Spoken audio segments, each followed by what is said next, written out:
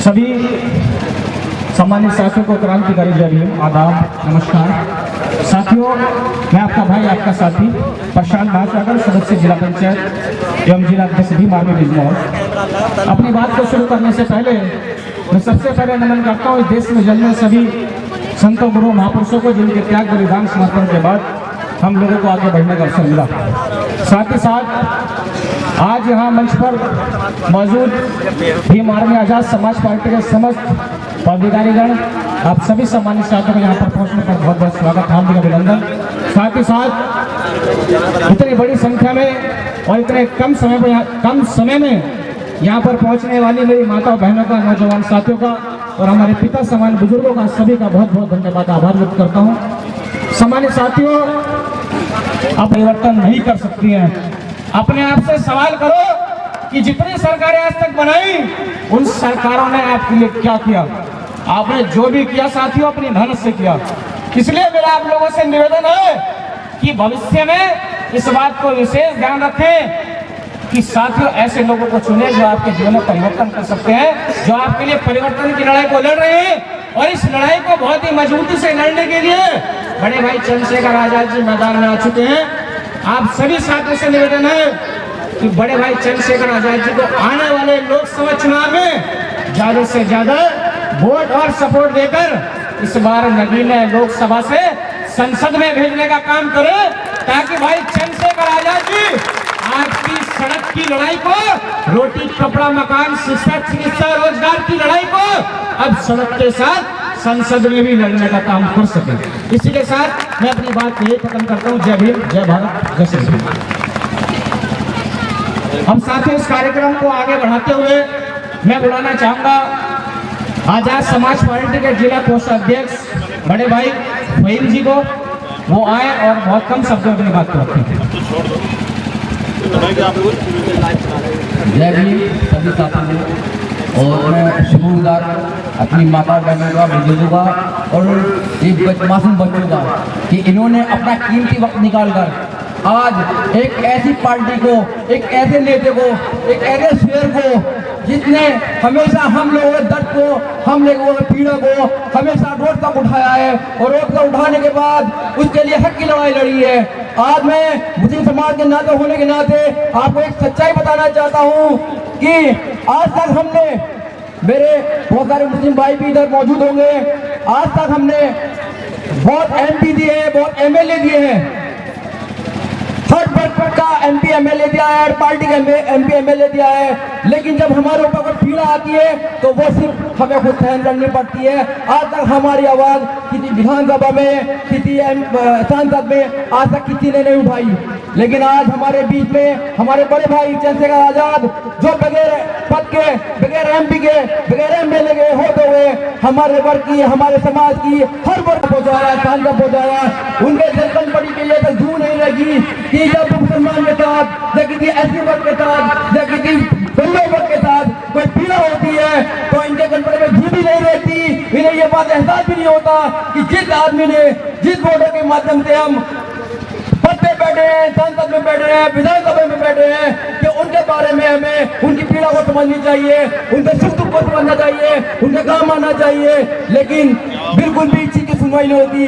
आज हमारे भाई, बड़े भाई चंद्रशेखर आजाद जी हमारे बीच में है, हमारी पीड़ा को उठा रहे हैं, हर मामले में मुस्लिम वर्ग के हर वर्ग के लिए हमारी आवाज़ उठा रहे हैं। मेरी आप लोगों से बात, मैं ज़्यादा तो नहीं बोल पा रहा हूँ, लेकिन मेरी आप सब लोगों से ये गुजारिश है कि आज बड़े भाई चंद्रशेखर आजाद जी आपके बीच में मौजूद में है, वो पर हो या लोकसभा पर हो। तो सम्मानित साथियों, ज़्यादा न कहते हुए, क्योंकि बड़े भाई एडवोकेट चंद्रशेखर आजाद जी बैठे हैं, उनको समय काफी लेट हो चुका है, ऑलरेडी हम लेट हो चुके हैं, उन्हीं को मैं अपना सारा समय देते हुए आपका पुनः सभी का हार्दिक स्वागत, अभिनंदन करता हूँ। बहुत बहुत धन्यवाद। बहुत बहुत धन्यवाद बड़े भाई छोटे भाई जी का।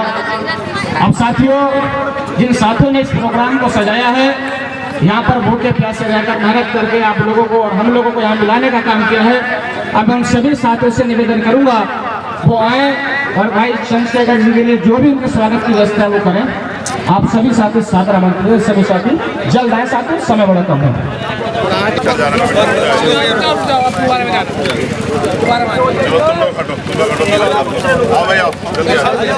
आके बताइए भैया। भैया बिच्छो तुम कहाँ जा रहा है यार? भाई बिच्छो जाइए भैया, भैया बिच्छो जाए।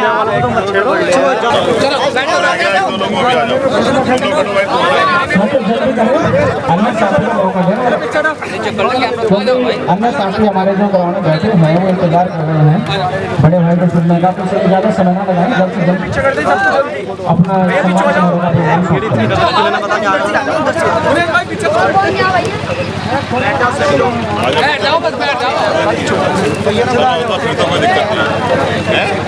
अच्छा मुझे बुलाओ।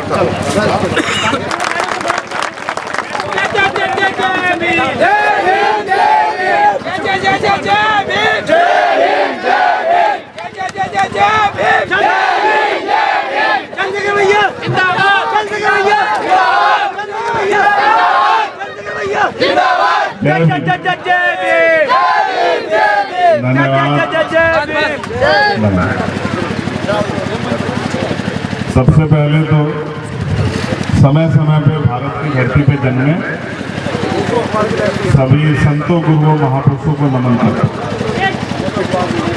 महामानव तथागत बुद्ध से लेके संत श्रोमणी सद्गुरु रविदास जी महाराज, भगवान वाल्मीकि महाराज, गुरु नानक देव, संत कबीर, राष्ट्रपिता ज्योतिबा फूले, छत्रपति साहू जी महाराज,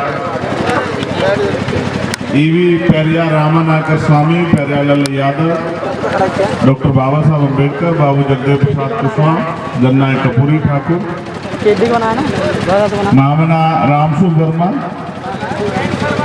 कोतवाल धन सिंह गुर्जर, सर छोटू राम, चौधरी चरण सिंह जी, मान्यवर दीना भाना वाल्मीकि साहब और मान्यवर काशी राम साहब को नमन करता हूँ और धन्यवाद देता हूँ हमारे जिले की टीम का और जो हमारी बूथ की टीम जिन्होंने आयोजन किया है, छोटे भाई शिवम, विदेश कुमार, कृष्णा कुमार, प्रशांत कुमार, टिंकू कुमार, शुभम कुमार, विवेक कुमार, मोहित कुमार, मुनेश कुमार, संक्रांत कुमार, अभिषेक कुमार, चंद्रपाल, इन सभी छोटे भाइयों का बहुत बहुत धन्यवाद करता हूं कि उन्होंने अपनी मेहनत की कमाई से एक एक पैसा जुटा के एक अच्छा आयोजन यहाँ किया। ऐसा आयोजन बड़े बड़े दल नहीं कर पाते, पैसे वाली पार्टियां नहीं कर पाती, लेकिन आपने बहुत अच्छा आयोजन किया, इसके लिए आप बधाई के पात्र हैं।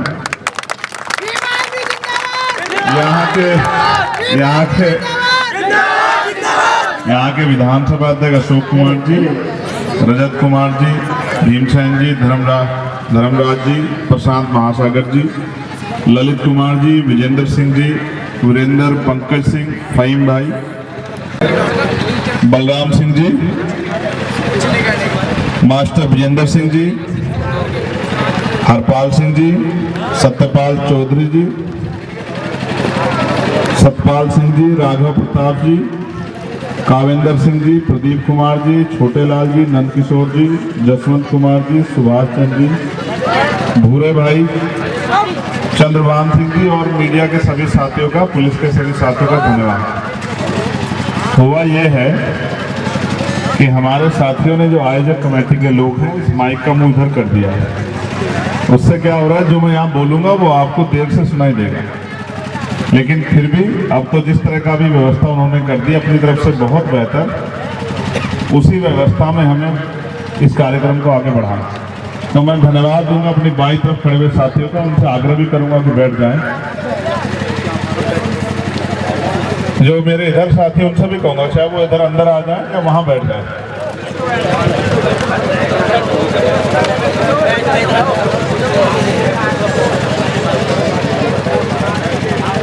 भाई रोहित सागर जी, सुखवीर प्रधान जी और तमाम वो साथी जिन्होंने इस कार्यक्रम को करने के लिए, जो लंबे समय से इस क्षेत्र में काम कर रहे हैं, उनका भी धन्यवाद करता हूं।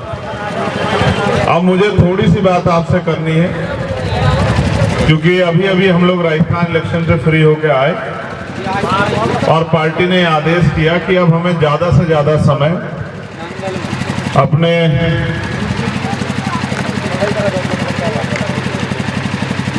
लोकसभा चुनाव में देना। पार्टी ने पिछले 3 साल में खूब मेहनत की है, लेकिन अभी भी पार्टी जो है वो रिजल्ट से दूर है। राजस्थान में आपको जान के बड़ी खुशी होगी, जैसा मुझसे पहले महक सिंह जी ने बताया कि बहुत कम अंतर से हम कई सीटें हारे हैं। तो मुझे ऐसा लगता है कि नगीना की धरती से हमारा पहला परिणाम, वो विधायक और सांसद के रूप में जो आना है, वो पहला परिणाम नगीना से ही आएगा, ऐसा मेरा विश्वास है। क्योंकि अभी तक जो भी चुनाव हुए हैं उनमें हमें पर्याप्त समय नहीं मिला, पर्याप्त समय भी नहीं मिला है, साधन भी नहीं थे। क्योंकि जिनसे हमारा मुकाबला है वो बहुत बड़ी बड़ी पार्टी है, कोई 100 साल पुरानी पार्टी, कोई 50 साल पुरानी पार्टी है, किसी की सरकार है, कोई सरकार से बाहर है, किन्हीं के पास सैकड़ों की संख्या में एमएलए और एमपी हैं। लेकिन हमारी पार्टी के पास हमारे सम्मानित जिला पंचायत सदस्य और हमारे कार्यकर्ता की मेहनत है, और इस मेहनत के दम पे हमें अपनी लड़ाई को आगे बढ़ाना। अब आज जब मैं आया, मैंने जोश देखा यहाँ के नौजवानों का, खूब जोश लगाया था। उन्होंने गाड़ी की व्यवस्था भी की, और वो मुझे लगता है गाड़ी किसी दूसरी विधानसभा से लेके आए जिससे वो चाहते थे कि मैं खड़ा हो जाऊं। उन्होंने इच्छा भी जाहिर की, मगर मैंने उनको बताया कि मेरी रीढ़ की हड्डी में जो चोट लगी थी, जब दिल्ली में सतगुरु रविदास जी महाराज का गुरु घर तोड़ दिया गया, हम लोगों ने आंदोलन किया, आप लोग भी आए थे, तो मुझे कभी कभी लड़ने की कीमत चुकानी पड़ती है। तो काफ़ी चोट लगी, उसकी वजह से सर्दी जब आती है तो मेरी रीढ़ की हड्डी में दिक्कत मेरी बढ़ जाती है। तो क्योंकि अगर 4 दिन हमारे कार्यक्रम में अगर मैं जरा सी लापरवाही बरतूंगा तो नुकसान हो जाएगा, कहीं झटका लगा तो आगे कार्यक्रम खराब हो जाएगा। तो इसलिए मैंने उनसे आग्रह किया कि भाई मैं गाड़ी में बैठ के चलता हूँ। फिर भी मैं, उन्होंने डीजे वीजे सब चीज़ें लगाई, मैं उनका पुनः धन्यवाद करता हूँ। लेकिन अब मुझे जो आपसे कहना है, और मैं अपने ये साथियों से भी कहना चाहता हूँ, सलीम भाई, सुरेंद्र जी, हमारे जिलाध्यक्ष हरिओम जी, मेहनत का तरीका मैं अभी यहाँ से आपको बता दूंगा। वैसे मैं इस बात को 17 तारीख को आपको कैटरिंग बताता, लेकिन आज भी बताऊँ, क्योंकि मैं समझता हूँ कि रोज रोज जब मैं आपको बताता रहूँगा और आप उसको समझते रहेंगे तो काम आसान हो जाए। मुझे इनको भी समझाना है, इनको भी तैयार करना है, जो नौजवान कमर पे कमर कस चुके हैं आगे बढ़ने के लिए, उनको भी तैयार करना है। सम्मानित, मैं अपनी बहनों माओं का भी धन्यवाद करूँगा जो वहाँ से फूल बरसा रही थी, और अब यहाँ बैठी उन माओं को भी धन्यवाद करूँगा, बहनों का, उनके आशीर्वाद की अपेक्षा भी करूँगा, बड़ों का भी आशीर्वाद की अपेक्षा करूँगा। देखो, मैं बाबा साहब की उस बात से शुरू करता हूँ जो बाबा साहब ने संविधान को सौंपते हुए कही। जब बाबा साहब ने संविधान सौंपा तो उन्होंने कहा कि आज हम विरोधाभास की जिंदगी में कदम रख रहे हैं।